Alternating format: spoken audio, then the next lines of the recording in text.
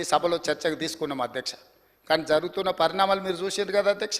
అసలు విషయాన్ని పక్కదోవ పట్టించి ఇక్కడున్న ప్రభుత్వాన్ని దోషిగా నిలబెట్టాలని, నరేంద్ర మోడీని కాపాడాలని, లేదా నరేంద్ర మోడీ గారి పార్టీలో మేము ఉన్నాం కాబట్టి ఆ పార్టీని సమర్థించాలని, ఇట్లా వివిధ రకాలుగా ఈరోజు ఇక్కడ చర్చ జరుగుతున్నది అధ్యక్ష.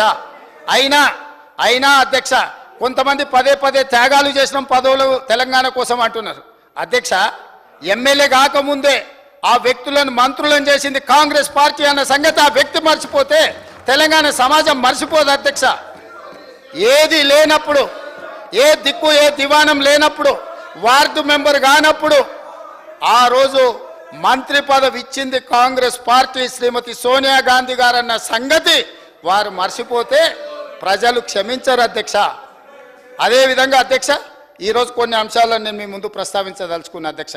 నేను ఎక్కువ రాజకీయాల జోలికి పోదలుచుకోలేదు. రాజకీయపరమైన చర్చలకు ఇంకా చాలా రోజులు సభ సమావేశం ఉంది. అవసరమైనప్పుడు తమరి అనుమతి తీసుకొని తప్పకుండా అన్ని విషయాలు అన్ని వివరాలు ఈ సభ ద్వారా తెలంగాణ ప్రజలకు నేను చెప్తాను అధ్యక్ష. 2-3 ప్రధానమైన అంశాలను నేను ఈరోజు ప్రస్తావించదలుచుకున్నది అధ్యక్ష. ఈ సభలో